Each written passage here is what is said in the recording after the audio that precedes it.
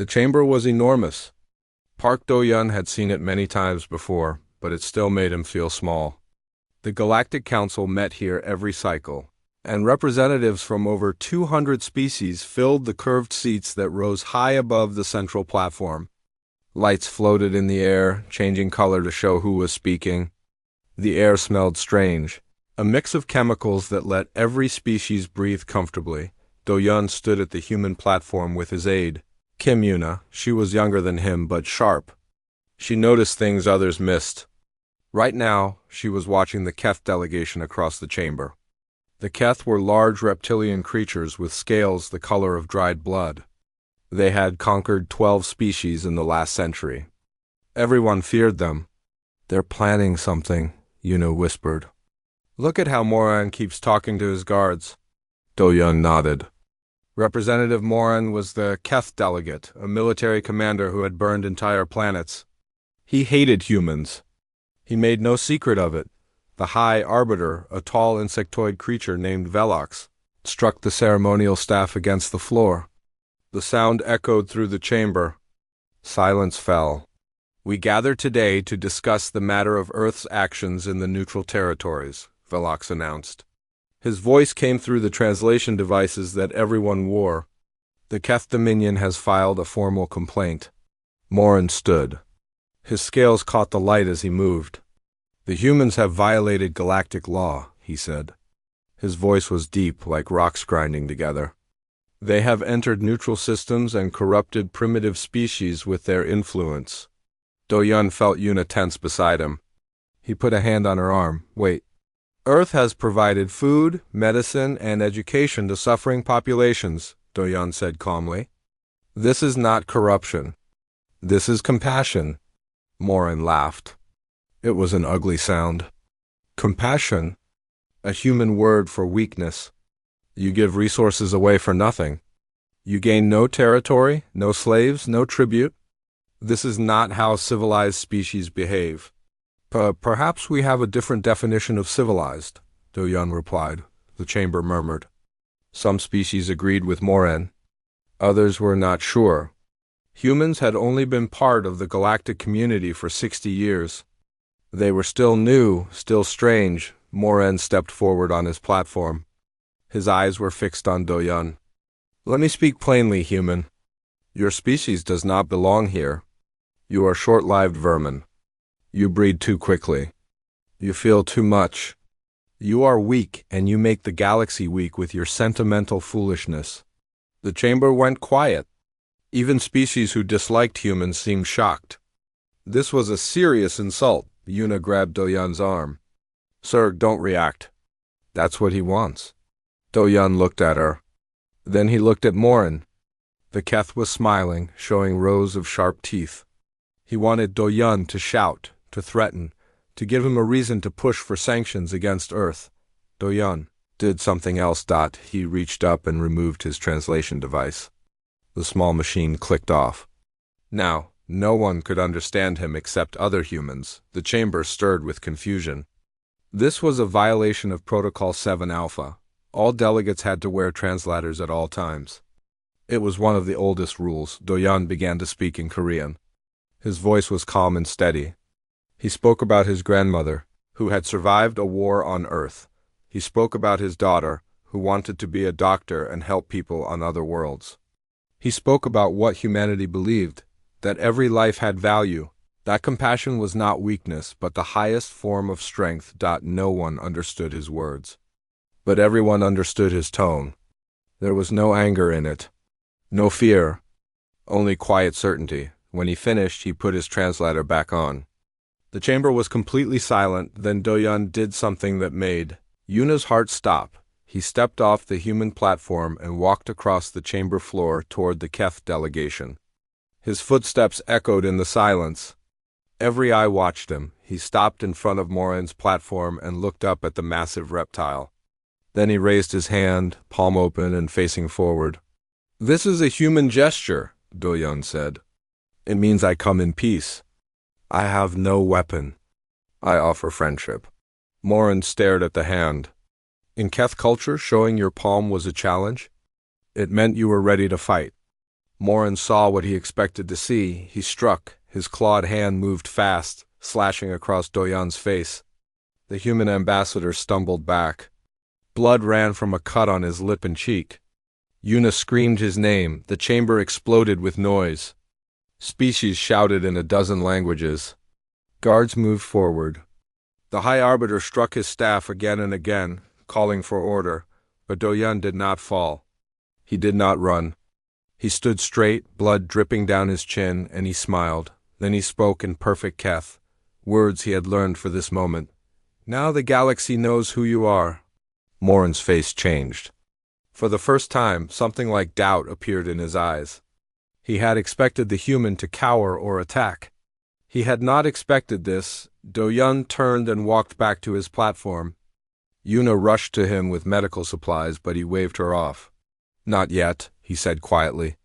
Let them see. Sir, you're bleeding badly. I know. Let them see what he did. Let them remember. The chamber was in chaos. Representatives argued and shouted. Some demanded Morin's removal. Others defended him. The Keth delegation stood in a tight group, scales raised in defensive posture. High Arbiter Velox finally restored order. His compound eyes looked at Doyan, then at Morin. This session is suspended, Velox announced. Representative Morin, you will answer for your actions. Ambassador Park, you will receive medical attention. He paused. The Galactic Council will reconvene in one cycle to determine the consequences of today's events. As Doyan left the chamber, supported by Yuna, other delegates watched him. A small furred creature from a species called the Villani touched his arm gently. Why did you not fight back? She asked. You had the right. Doyan looked at her. His face was swelling and blood stained his formal uniform. Because, he said, if I had fought him, I would have been just another enemy. Now I am something more dangerous. What is that? Doyan smiled, though it hurt. A victim who did not become a monster. Yuna helped him to the medical bay. As the doctors worked on his face, she stood by the window and watched the stars. Sir, she said quietly, Earth will have to respond to this. The Council will expect it. The people will demand it. Doyan lay on the medical bed, eyes closed. Yes, he said.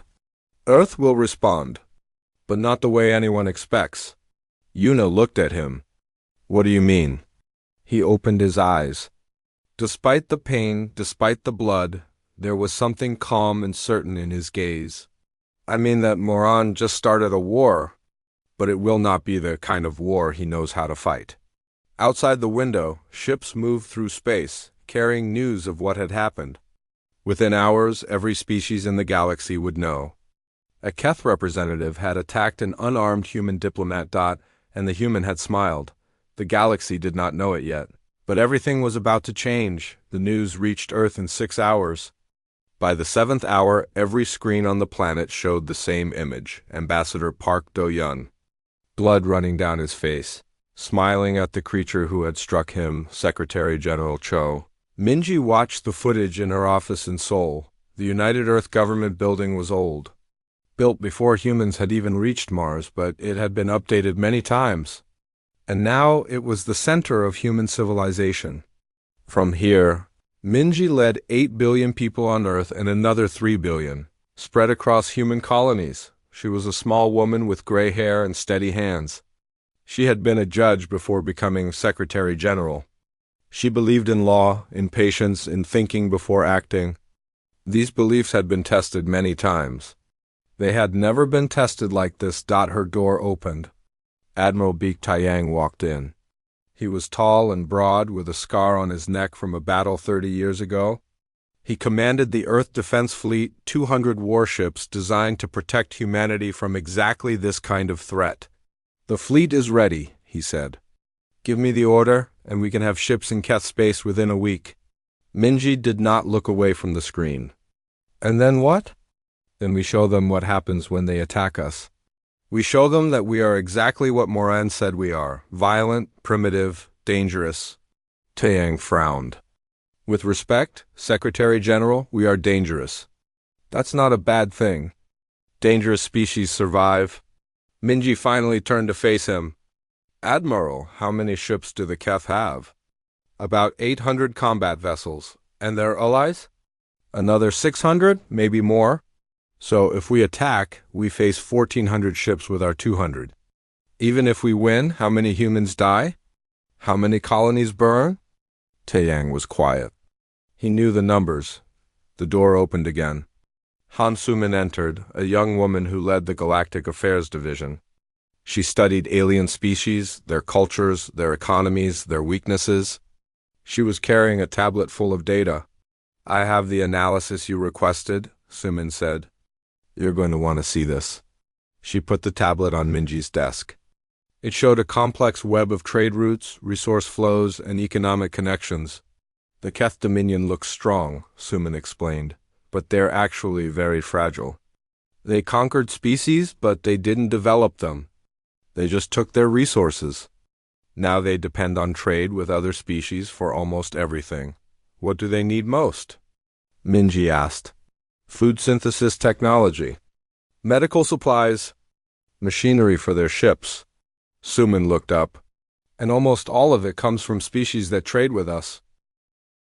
Minji studied the data. A plan was forming in her mind. It was not a military plan. It was something else entirely. How many species depend on Earth for essential goods? She asked, directly. About 40. Indirectly? Over 100. We're the galaxy's largest producer of medical supplies, entertainment media, and educational technology. Everyone trades with us because we don't demand tribute or territory. We just ask for fair exchange. Admiral Taeyang looked confused. Secretary General, what are you thinking? Minji stood and walked to the window. Below, the city of Seoul stretched to the horizon. Millions of people living their lives, trusting her to protect them. I'm thinking, she said slowly, that Morin expects us to attack. He wants us to attack. If we do, the Keth Dominion unites against a common enemy. Their allies support them. We become the aggressors and the galaxy turns against us. So what do? Tiang asked. Minji turned back to them. We do something he will never expect. We tell the truth. 1 hour later, Secretary General Cho Minji appeared on every screen in the galaxy. The translation systems carried her voice to 200 species on 1,000 worlds. Citizens of the galaxy, she began. By now you have seen what happened at the Galactic Council. Representative Morin of the Keth Dominion attacked Ambassador Park Do-yun without cause. Ambassador Park did not fight back. He did not threaten. He did not run. He stood with dignity and showed the galaxy who humans really are. She paused. Now I will show you who the Keth really are. She played the full footage of the incident. Every moment, every word. She did not edit it. She did not add commentary. She let the galaxy see for itself, then she spoke again. Earth does not want war. We have never wanted war. We joined the galactic community to share, to learn, to help. We have given freely to any species that asked. We have asked for nothing but friendship in return. Her voice hardened. But we will not beg for friendship. We will not buy safety with surrender. The Keth Dominion has made their feelings clear. They do not want our friendship. So we will not offer it. She looked directly into the camera. Effective immediately, Earth is ending all trade agreements with the Keth Dominion and their allied species. All humanitarian aid will be withdrawn. All technological partnerships will be canceled. All cultural exchanges will stop. She let the words settle. We do not start wars. But we remember who does. The broadcast ended. In the Keth Dominion, there was laughter at first. Who cared about human trade? They were warriors. They did not need alien medicine or alien food. Then the reports started coming in. Within 2 days, 3 species allied with the Keth requested emergency supplies of basic antibiotics. Earth had been their only source. Without them, diseases that had been controlled for centuries began to spread again. Within 4 days, food production on 8 Keth-aligned worlds began to fail. They had been using human synthesis technology. Without replacement parts and technical support, the machines broke down. Within a week, panic was spreading. The Keth Dominion's vassal species sent desperate messages to their rulers. Where is the food? Where is the medicine? Our children are sick. Our people are hungry. Moran demanded that the Galactic Council force Earth to resume trade. High Arbiter Velox refused. Earth has broken no law, Velox said. They have simply chosen not to share. This is their right. They are starving our people. Moran roared. No, Velox replied calmly. You are starving your people. You attacked their ambassador? You insulted their species. Did you think there would be no consequences?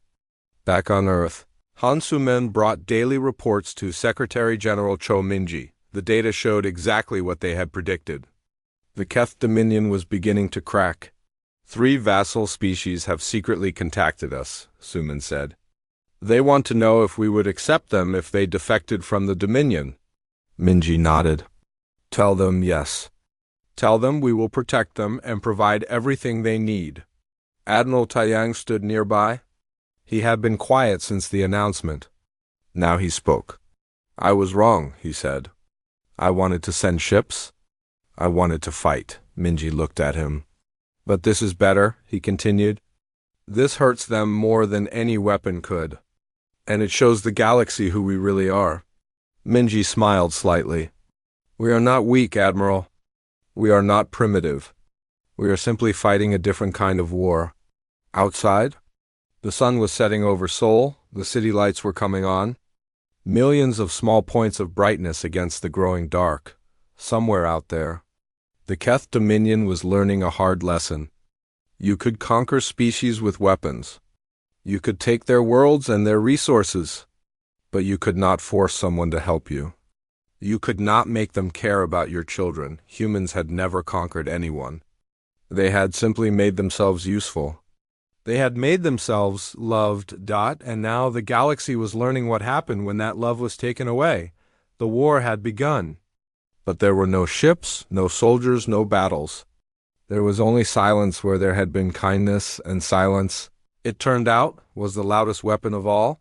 The S-Horizon moved through space like a small white bird. It was not a warship. It had no weapons, no armor, no soldiers. It was a medical vessel designed to help and heal. Captain Shin Jian had commanded it for 5 years. She had never fired a shot in her life. Today she was leading a convoy of 12 ships into former Keth territory. 3 vassal species had declared independence from the Dominion. They had asked Earth for help, and Earth had said yes. Jian stood on the bridge, watching the stars through the main window. Her crew worked quietly around her. They were nervous. Everyone knew the Keth were angry. Everyone knew this mission was dangerous. Captain, her communications officer said, we're receiving a transmission from the lead refugee ship. Put it through. A voice filled the bridge. It was high and musical, the voice of a Villani. Human vessel, this is Transport 7. We have 4,000 people on board. Many are sick. Many are children. We are grateful for your help. Jian smiled. Transport 7, this is Captain Shin. We are here to help. Stay close to the convoy. We will protect you. Protect us. The Villani sounded confused. You have no weapons. We have something better, Jian said. We have the attention of the entire galaxy. It was true. News drones followed the convoy, broadcasting everything to hundreds of worlds. If the Keth attacked a humanitarian mission, every species would see it. The Keth would lose whatever sympathy they had left, or so everyone hoped, on the Keth homeworld. General Vraxis stood before the Dominion War Council. He was old for a Keth, his scales faded to a dull brown, but his eyes were still sharp, still hungry. We must strike, he said. The humans are stealing our vassals. They are making us look weak. Every day we do nothing. More species think about leaving. If we attack their ships, the galaxy will turn against us completely, another council member said. The galaxy already hates us, Vraxis replied. They have always hated us. We ruled through strength, not love. If we show weakness now, everything falls apart. What do you suggest? Vraxis smiled. His teeth were yellow with age, but still sharp. We attack the convoy. We destroy the ships. We blame it on pirates. By the time anyone investigates, the humans will be dead and the refugees will be scattered. The vassals will learn that Earth cannot protect them. The council was silent. They knew it was wrong. But they were scared. The Dominion was cracking and they did not know how to stop it. They approved the attack. The Keth warships came out of nowhere. Jian was in her quarters when the alarm started. She ran to the bridge and saw 5 vessels on the screen, weapons powered, moving fast. "All ships, this is Captain Shin," she said into the com. "Do not panic. Stay in formation. We are broadcasting to the entire galaxy. The Keth will not dare to fire." She was wrong. The first blast hit Transport 7. The ship broke apart in seconds. 4,000 lives, gone in a flash of light. Jian felt her heart stop. Then she heard screaming on the comm. The refugees were begging for help. Her own crew was shouting, asking what to do. "Captain!" her pilot yelled. "They're targeting us next." Jian made a decision. "All ships, scatter and run. Get the refugees out of here. Horizon will stay and broadcast as long as possible. Captain, if we stay, we die." Jian looked at her crew. They were young, most of them. They had families, dreams, futures. "Anyone who wants to leave, go now," she said quietly. "Take the escape pods. I will not order you to die." No one moved. "We stay," her pilot said. "We stay and we make sure the galaxy sees everything?" Jian nodded. Her eyes were wet, but her voice was steady. "Then let's give them something to remember." The horizon lasted 4 minutes. It broadcast every second. The galaxy watched as Keth warships destroyed an unarmed medical vessel. They saw the crew standing at their stations, not fighting, not running. Just bearing witness, the last image was Captain Shin Jian, standing alone on her bridge, looking directly into the camera. Then static, on Earth. Secretary General Cho Minji watched the footage with tears running down her face. Admiral Tang stood beside her, fists clenched. Han Sumin was at her station, already compiling data. 200 humans dead, Sumin said, her voice shaking. 3,000 refugees. Mostly Villani. A third of them were children. "The Keth are calling it a pirate attack," Taiyang growled. "They think we're stupid. They think the galaxy is stupid." Minji wiped her eyes. She took a deep breath. Then she stood. "Get me a broadcast channel," she said. "Every species, every world." The broadcast went out within the hour. But this time, Minji did not talk about politics or trade or law. She talked about people. She showed the face of Captain Shin Jian and told her story. Born in Busan, studied medicine before joining the fleet. Wanted to help people, not hurt them. Loved to paint pictures of the ocean. She showed the faces of the crew. Young men and women who had volunteered for a dangerous mission. Because they believed in helping others. She showed the faces of the refugees. Villani families holding their children. Old ones who had lived through the Keth conquest and hoped to finally be free. "These are the lives that were taken," Minji said. "Not numbers. Not statistics. People, each one had a name. Each one had a story. Each one mattered." She paused. "The Keth Dominion says this was a pirate attack. We have released all our footage to the Galactic Network. You can see the Keth military identification codes on every ship. You can see their formation patterns, their weapon signatures. This was not pirates. This was murder," her voice hardened. "Earth will not attack the Keth Dominion. We will not add more death to this tragedy. But we will not forget. We will never forget." The broadcast ended. On the Keth homeworld, something unexpected happened. People began to gather in the streets. Not soldiers, civilians, workers and teachers and shopkeepers. They had watched the broadcast too. They had seen the faces of the dead. A young Keth named Nalin stood at the front of the crowd. She had never protested anything in her life. But she had seen the Villani children on the screen, and she could not stay silent anymore. "This is not who we should be," she shouted. "This is not strength. This is shame." Others joined her voice. The protests spread to other cities, other worlds. For the first time in Keth history, citizens spoke against their military general. Vraxus saw the protests and felt something he had never felt before. Fear, not fear of the humans. Fear of his own people. He went to the War Council with a new plan. The civilian government has failed us, he said. They are too weak to do what must be done. I will take control. I will restore order. I will crush the humans and anyone who supports them. You're talking about a military takeover, a council member said. I'm talking about survival. The council voted. It was close, but Vraxus won. The coup began that night. When the news reached Earth, Secretary General Cho Minji called an emergency meeting. Admiral Taiyang, Han Sumin, and her senior advisors gathered in the Situation Room. The Keth Dominion is in civil war, Sumin reported. Vraxus controls the military, but the civilian government is resisting.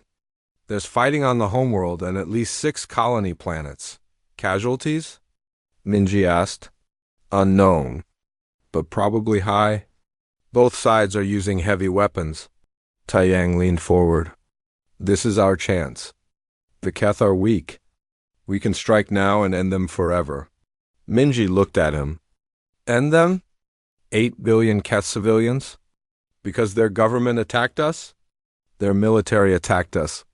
And now their civilians are dying for it. Minji shook her head. No, we are not executioners. We do not punish the innocent for the crimes of the guilty. Then what do we do?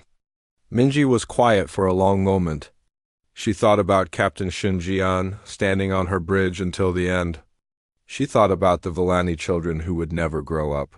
We wait, she said finally. We wait and we watch. And when the time comes, we do something that will change everything. What's that? Minji looked at the map of Keth space, torn apart by war. We help them.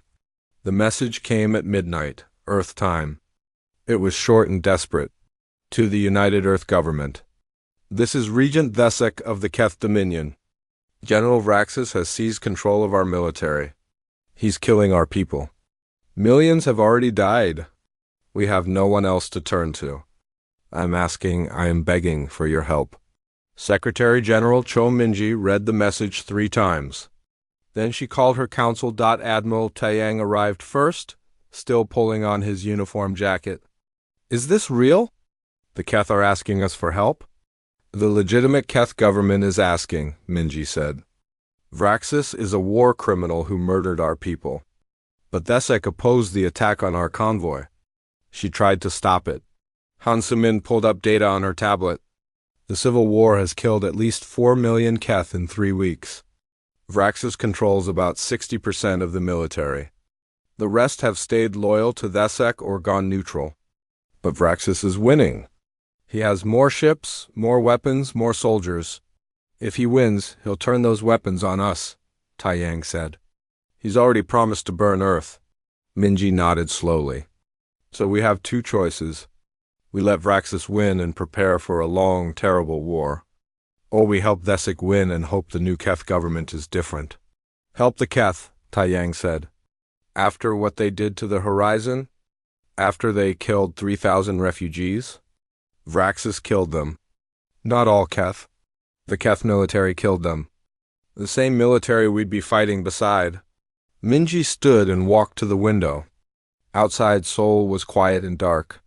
People were sleeping, trusting her to keep them safe. Admiral, she said, when I was a judge, I learned something important.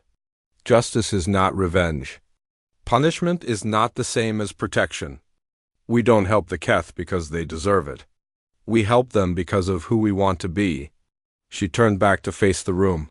If we let millions of civilians die because we're angry about what their military did, we become something ugly.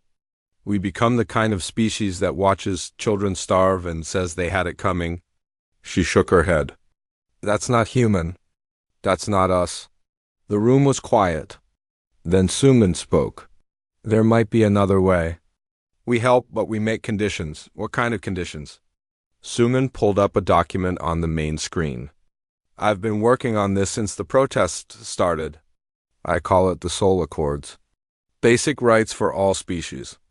bet on wars of conquest, required humanitarian standards. If the Keth sign it, they become a different kind of nation. Better, and we become their partners, not their enemies. Minji read through the document. It was good. It was exactly what the galaxy needed. Admiral, she said, prepare the fleet. But we're not going to conquer anyone. We're going to save them. The Earth Defense Fleet jumped to Keth space 4 days later. 200 warships plus 50 medical vessels and 100 transports full of supplies. Admiral Taiyang commanded from the flagship, Aids Indomitable. Oh Jinho was one of the pilots. He was 24 years old, fresh from the academy. He had joined the fleet to see the galaxy and have adventures. He had not expected to be flying into a war zone to save the same species that had killed Captain Shin Jian. His squadron leader was a woman named Quan Hena. She had been flying for 15 years. She gathered the pilots before the mission. Listen up, she said. I know what you're feeling. I feel it too. The Keth killed our people. Now we're supposed to die for them? She looked at each pilot in turn. But that's not what this is. We're not dying for the Keth, we're dying for us. For what we believe. We help people because that's who we are.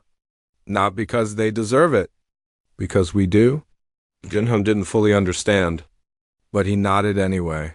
The first battle was at Keth Station 9, a massive orbital platform where Vraxis had trapped 50,000 civilians. His ships surrounded the station, threatening to destroy it if Thessek's forces came any closer. Admiral Taiyang studied the tactical display. He's using civilians as shields. If we attack, he'll kill them all and blame us.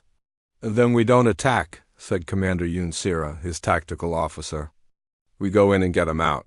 How? Sira showed him a plan. It was risky. It was almost crazy. But it might work. The Earth ships jumped in fast, appearing all around the Keth fleet. But they didn't fire. Instead, they launched hundreds of small transports, flying straight toward the station. What are they doing? Vraxis demanded from his command ship. They're not attacking. They're not retreating. What is this? He gave the order to fire on the transports. His gunners obeyed, but the human ships were small and fast. For every one they destroyed, 10 more got through. The transports docked at the station and began loading civilians. Keth families, most of them women and children and old ones. They were scared and confused. Why were humans saving them? Junho flew escort for the transports. Keth fighters came after them, weapons blazing. He dodged and weaved, taking hits but not firing back. Why aren't we shooting? His wingman shouted. Because those aren't Vraxis's elite pilots, Junho said, suddenly understanding. Those are regular Keth, following orders. If we kill them, we're no better than Vraxis. He flew in front of a transport full of Keth children. A fighter was lining up a shot. Junho put his ship between them. Come on, he whispered. See what you're doing. See who you're killing. The Keth pilot hesitated. Then he broke off and flew away. The evacuation took 6 hours. Earth lost 30 ships and 200 pilots, but they saved 48,000 Keth civilians. When the last transport was clear, Admiral Taiyang gave the order to engage.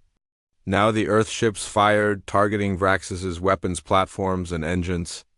They disabled, they didn't destroy. They captured, they didn't kill. Vraxis's fleet fell apart.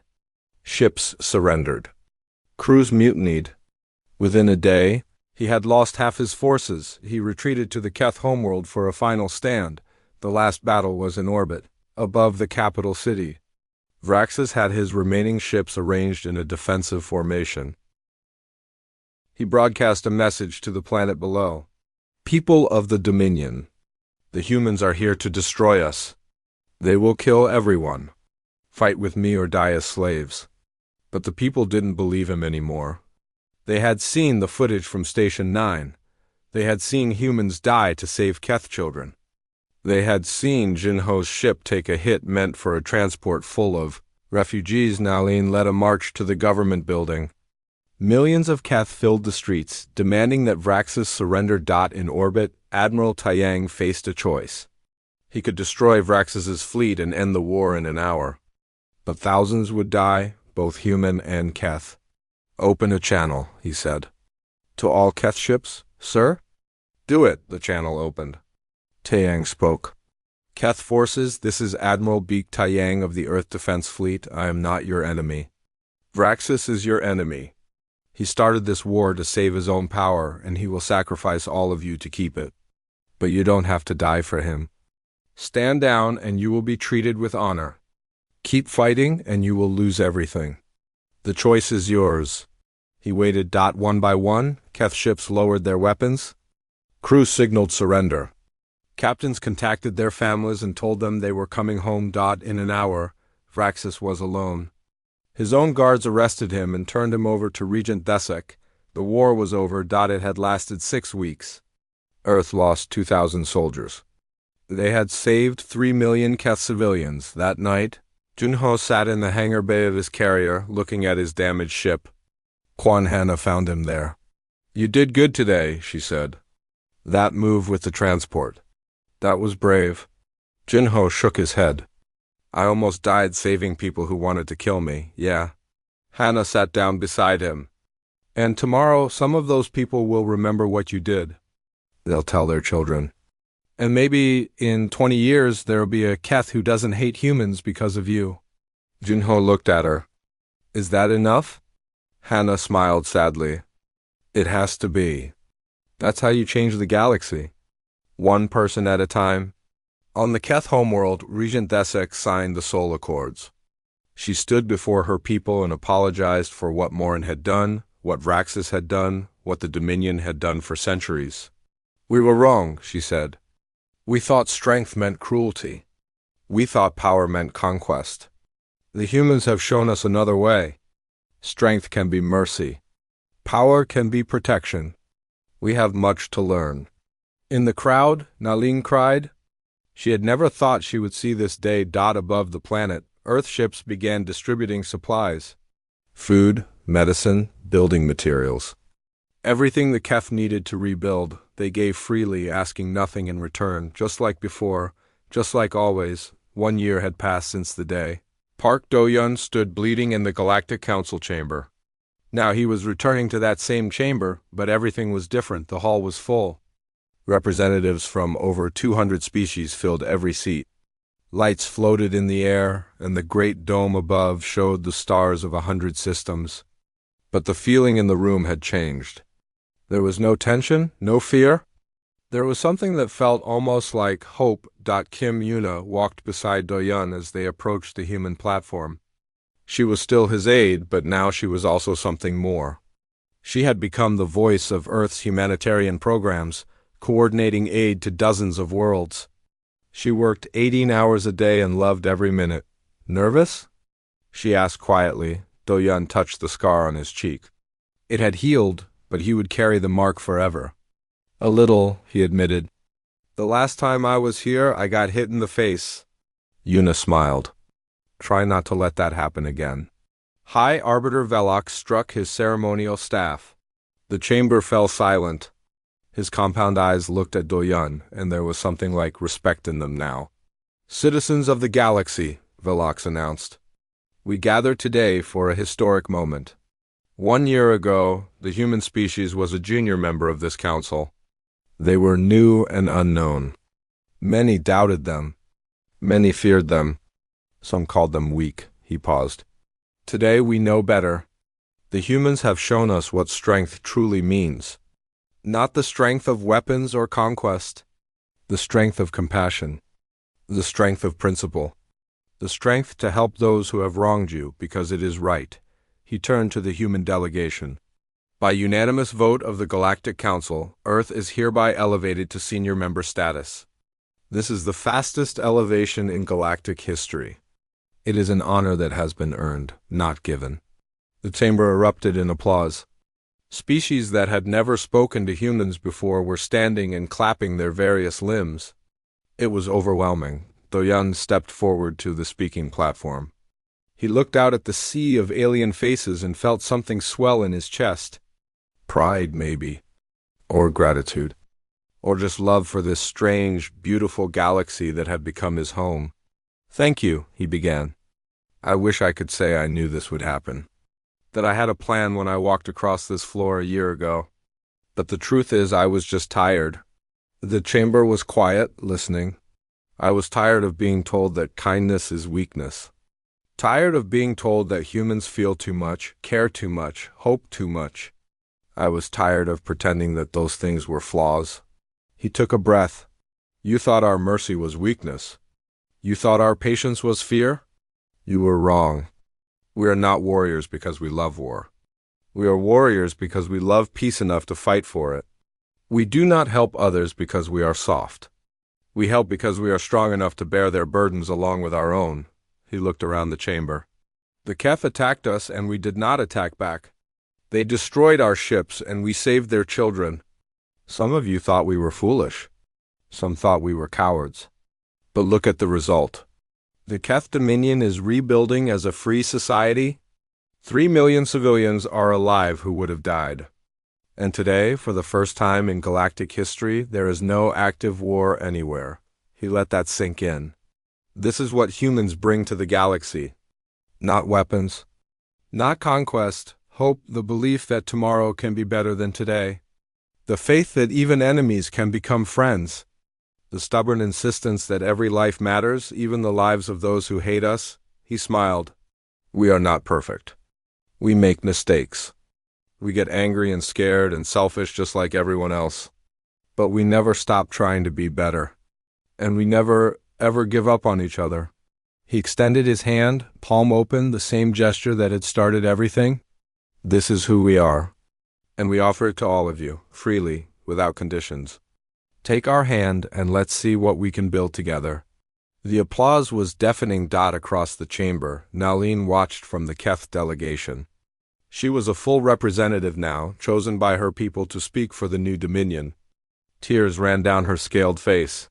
She had never imagined she would see a human speak in this chamber and be cheered. She had never imagined she would be proud to call them allies. When the applause faded, she stood to speak. "On behalf of the Keth people," she said, "I offer our deepest apology for the actions of Representative Morin and General Vraxis. What they did was wrong. What they believed was wrong. We are ashamed of our past." She looked directly at Doyon. "But we are hopeful for our future.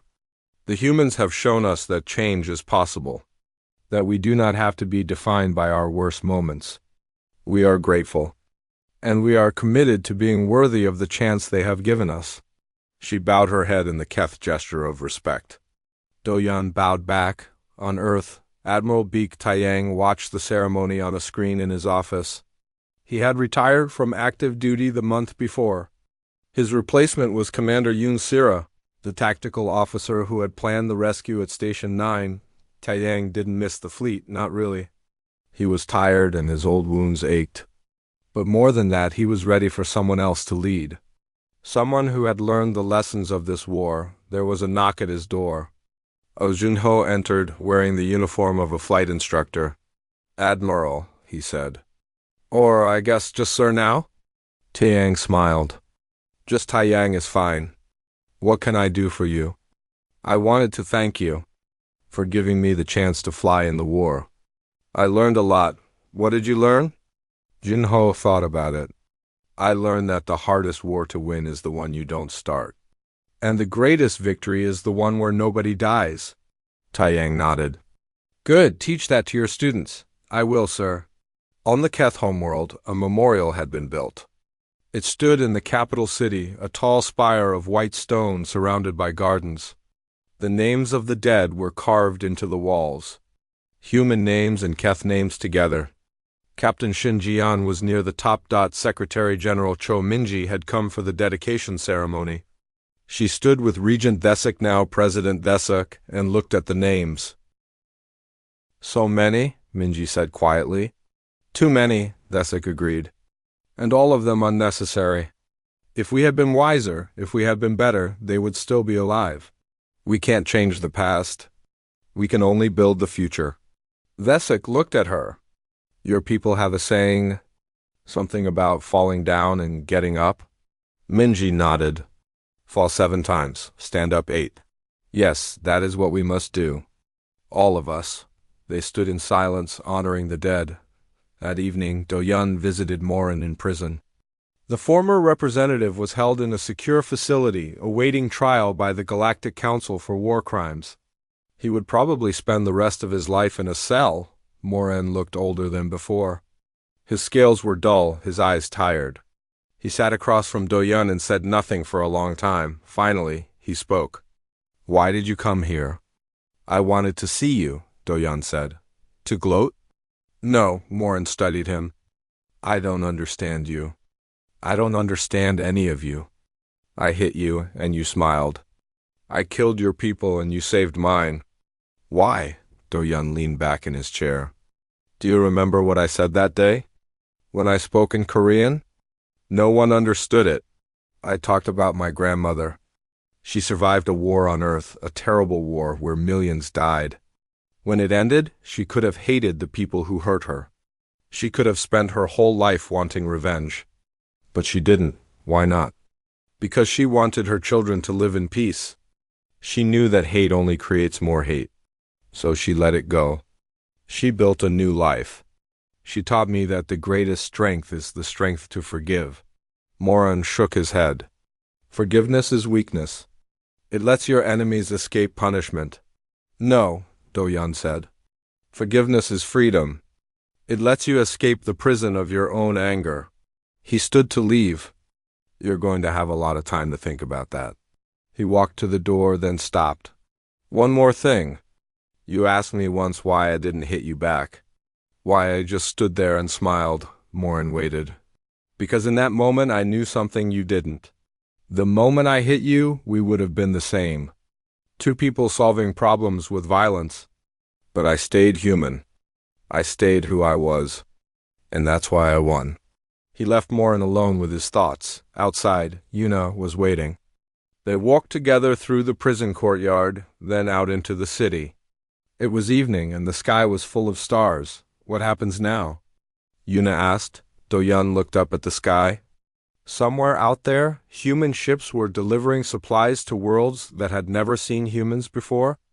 Teachers were setting up schools. Doctors were treating patients. Engineers were building homes. The galaxy was changing, one small act of kindness at a time. "Now we show them what we really are," he said. "And what is that?" He smiled, hopeful. Far above them, the stars burned on. They had seen empires rise and fall for billions of years. They had watched species come and go, all of them thinking they would last forever. But the stars had never seen anything quite like humans. These small, fragile creatures who lived such short lives but dreamed such big dreams. Who felt too much and cared too much and hoped too much. Who changed the galaxy not with weapons, but with kindness. The stars watched. And they wondered what would happen next. And for the first time in a very long time, they were curious.